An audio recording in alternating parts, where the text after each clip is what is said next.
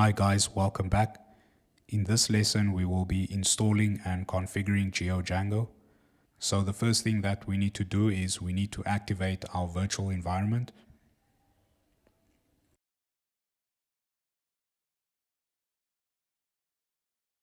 Once our virtual environment has been activated, we need to make sure we are in our project folder. Okay, so now we are ready to install Django. So let's run the following command to install the Django framework. Pip install Django.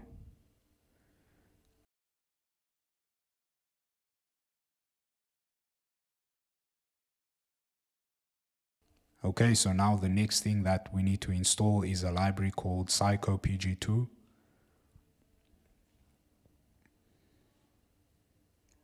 So this library will allow us to connect to our PostgreSQL database from our Django application, and will also allow us to read from and write to our PostgreSQL database.